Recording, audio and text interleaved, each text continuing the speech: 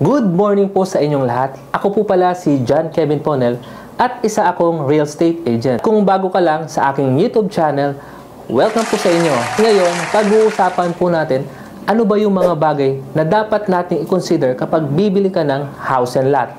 Ang bawat tao ay may iba't ibang pangarap sa buhay. At isa sa pinakamagandang pangarap ay ang pagkakaroon ng sariling dream house. Ang pagkakaroon ng isang maganda o simpleng bahay ay isa sa pinaka-greatest accomplishment na maaaring maranasan ng isang tao. At ngayon na ikaw ay may kakayahan na, tamang opportunity, at kung sa palagay mo ay handa ka na pero hindi mo naman alam kung paano magsisimula, ito ang mga tips na dapat mong i-consider kapag bibili ka ng house and lot. Number 1, budget. Kapag bibili ka ng property, dapat mong i-consider kung magkano talaga yung kaya mo. Halimbawa, yung napili mong bahay is single attached, 3 bedrooms with carport, worth 3 million. Pero yung budget mo ay 2 million lamang or less.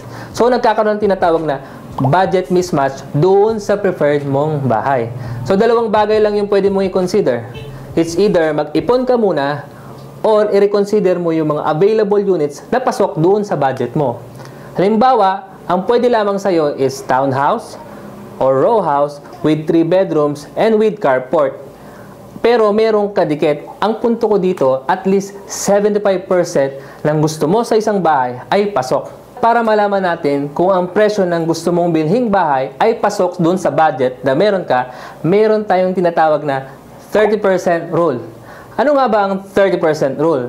Sa 30% rule, ang ideal monthly amortization na maaaring mong bayaran ay 30% ng inyong monthly income. Halimbawa, ikaw ay isang call center agent at sumasahod ka ng 16,000 per month. Ang 30% ng 16,000 is 4,800 pesos. So, ang ideal monthly amortization na maaari mong bayaran ay nasa 4,800 pesos more or less. Number 2, location. Usually, ang mga kinukonsider nating location ay yung mga malalapit sa ating kamag-anak sapagkat ayaw nating lumayo sa kanila.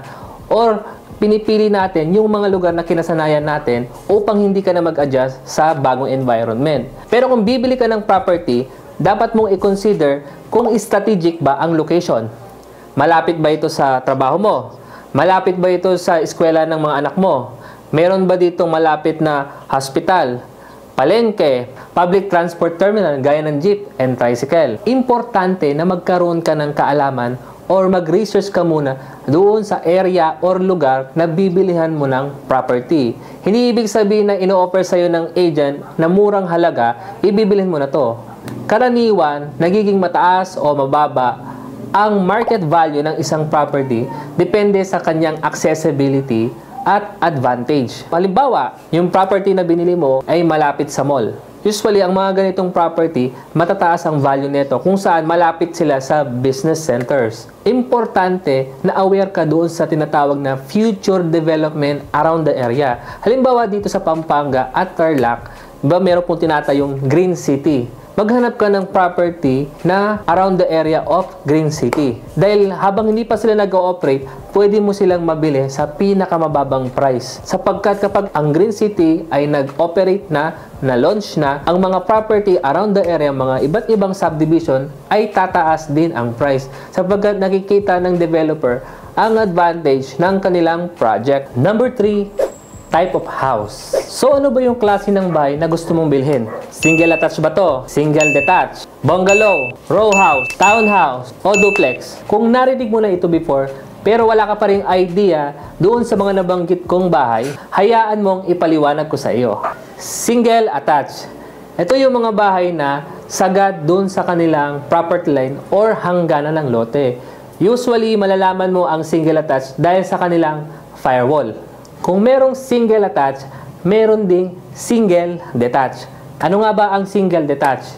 Ito yung mga bahay na nakasentro doon sa iyong property line. Usually, ito po ay merong space, side by side, front and back. Ito yung mga house and lot na pwede mong ikutan yung paligid ng bahay. Bungalow, ito yung mga bahay na single floor or walang ikalawang palapag. Usually, ideal ito mga bahay ng ganito kapag ang family ay may kasamang elder na hirap na sa pag-akyat ng hagdanan. Townhouses.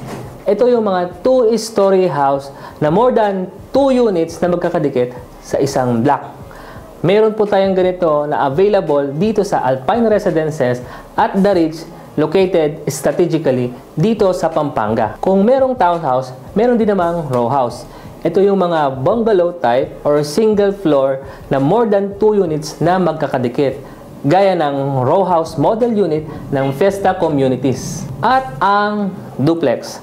Ang duplex ay 2 unit na magkadikit. It's either 2-story, 3-story, or single floor. At ngayon na may idea ka na kung ano yung iba't ibang klaseng bahay na available, depende sa pangangailangan ng iyong family at ang iyong purpose, please comment below kung ano yung klase ng bahay na gusto mong bilhin. Number 4, mortgage financing term. Usually, kapag bibili ka ng bahay, dapat bayaran mo ito ng cash. Paano naman kung wala kang pang cash, pero gustong-gusto mo na talagang bumili ng iyong sariling property?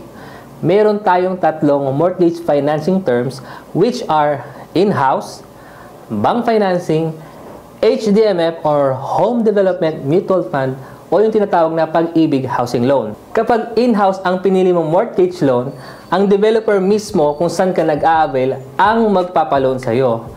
Usually, ang mga in-house financing ay nag-o-offer ng higher interest. Kadalasan, nagpo-fall under in-house financing ang isang client kapag siya ay decline or hindi allowed na mag-loan sa bank or Pag-ibig. Bank financing term. Maraming mga bangko ang nag-o-offer ng iba't ibang housing loan. Usually, pwede kang mag-loan from 70 up to 90% depende sa iyong kakayahan. Maaaring kayo po ay nagtatanong kung paano ba ako maging eligible or paano ba ako ma-approve sa bangko. Unang tinitignan ng bangko kung kayo ay financial capable or meron po kayong income gaya ng kayo po ay nagtatrabaho or nagbi-business. Usually, nagbabase ng loanable amount ang isang bangko depende sa kakayahan ng client or depende sa taas ng kanyang income. Kadalasan, naghihingi po yung bangko ng requirements gaya ng latest 3 months payslip or Certificate of Employment with salary compensation upang makita nila kung ang client ba ay capable to pay. At kung kayo naman po ay nagbi-business, hihingan po kayo ng bangko ng ITR. Pangalawang titignan ng bangko kung kayo po ay eligible para mag-housing loan ay ang inyong credit score. Usually, nade-decline ang isang client kapag meron siyang tinatawag na bad credit score. Bakit po siya nagkakaroon ng bad credit score? Halimbawa, ang isang client na gusto mag-loan sa bank, meron po siyang past car loan na nagkataon na nagkaroon siya ng emergency, hindi niya nabayaran, hindi niya natuloy yung kanyang paghuhulog at na-pull out yung sasakyan, nagkakaroon po tayo ng tinatawag na bad credit score sa bangko. At kung sakaling maglo-loan ho tayo sa another bank, like for example, from BDO kayo nag-car loan and then nag-loan po kayo ng housing through UCPB, East West Bank, ay possible po kayo na ma-decline. At ang tinitignan ng bangko para kayo maging eligible ay ang pag-complete ng mga requirements. Usually, nade-decline ang isang client sa housing loan kapag hindi po siya nakakapag-submit ng kompletong requirements. Ano ba yung kadalasang hinihingi ng mga bangko na requirements? Hihingi sila ng 2 valid IDs gaya ng passport, UMID, PRC card, driver's license, SIM card na nagpapatunay ng inyong pagkakakilanlan. Naghihingi din po sila ng birth certificate, marriage contract kung kayo po ay married. Kung kayo po ay financial capable, at meron kayong good credit score at nakapag-comply naman po kayo sa mga requirements na hinihingi ng bangko, malaki ang tsansa na kayo po ay ma-approve at ma-loan takeout ang bahay na nilaloan ninyo. At ang panghuli ay ang Pag-ibig mortgage financing term. Kagaya po ng bangko, para maging eligible ang client na makapag-avail ng housing loan program sa Pag-ibig, dapat po siya ay member na ng Pag-ibig. Paano naman po kung hindi ka pa member ng Pag-ibig? Meron na po tayong tinatawag na online registration para mas mapadali ang pagpapamember natin sa Pag-ibig. Ipoprovide ko yung link below para po kayo makapag-access ng kanilang registration form. Once na nakapag-fill up na kayo ng registration, ngayon naman po, para kayo maging eligible ng housing loan through Pag-ibig, dapat kayo po ay nakapag-contribute na ng 24 months. What if hindi pa po kayo nakapag 24 months contribution? Hindi nyo na po kailangang hintayin na umabot sa 2 years or 24 months ang inyong contribution. Pwede naman po kayong mag-lump sum or one-time payment. Usually, 200 pesos ang monthly contribution. Kung 200 pesos, i-multiply po natin sa 24 months, which is a total of 4,800 pesos para kayo po ay makapag-avail ng housing loan program through Pag-ibig. Kagaya po ng bangko, nagiging eligible ang client kapag po siya ay nakakapag-comply sa requirements na hinihingi ng Pag-ibig. Ngayon po, ang maximum years na pwedeng i-avail ng isang naglo-loan ay 30 years. Paano mo malalaman kung hanggang ilang taon ka pwedeng mag-loan sa Pag-ibig? Ang gagawin lamang po natin, ang edad, ibabawas po natin from 70 years old. Like for example, kung ang edad mo ay 40 years old, 70 minus 40 years old, eligible ka for a 30 years term. At kung ang edad mo ay 55 years old, 70 minus 55 years old, pwede ka pa mag-loan ng hanggang 15 years. Ngayon po, maring iniisip nyo, 30 years, ang tagal naman. Ang 30 years ay optional lamang. Pero advisable na kunin mo ang loan sa maximum term na 30 years para hindi ho kayo mahirapan sa pagbabayad sa umpisa. Meron po tayong tinatawag na advance payment, less to principal, at advance payment with interest. So, pwede din naman po kayo from 30 years and then na-decide nyo po, nagkaroon kayo ng pera, nagkaroon po kayo ng magandang trabaho, then nag-decide po kayo na kunin nyo na lang po siya ng 15 years or 10 years. Well, it's up to you. Basta piliin nyo po yung term na hindi po kayo mahihirapan. Usually, inaaprobahan ng Pag-ibig kung ilang years ka pwedeng mag-loan. Depende na rin sa yung tinatawag na gross monthly income. Halimbawa, sa 30 years, and then ang required gross monthly income is 30,000. And then kapag bumaba po kayo sa 30 years maximum term, kinuha nyo po ng 10 years, tataas po yung tinatawag na required gross monthly income.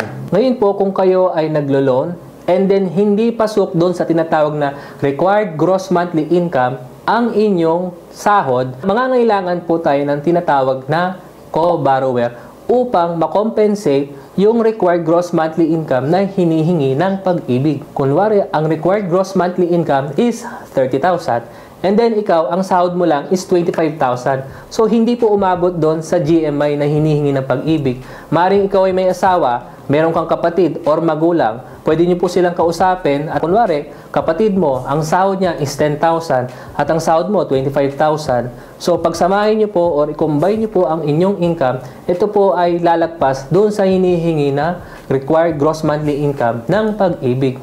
At kung sakali na wala po kayong co-borrower, para kayo po ay maging eligible, lalaki po ang tinatawag na equity. Ngayon na meron ka ng idea at kalaman sa mga bagay na dapat i-consider kapag bibili ka ng property or house and lot, naway natulungan ko po kayo sa mga tips na nabanggit ko. Kung meron po kayong katanungan at gustong topic na pag-usapan, huwag po kayong mahihiyang na mag-comment below. Huwag nyo na rin pong kalimutang mag-subscribe, like, comment, and share at hit nyo na rin po ang notification bell para ma-update po kayo sa mga susunod naming videos. Maraming salamat po sa inyo and God bless!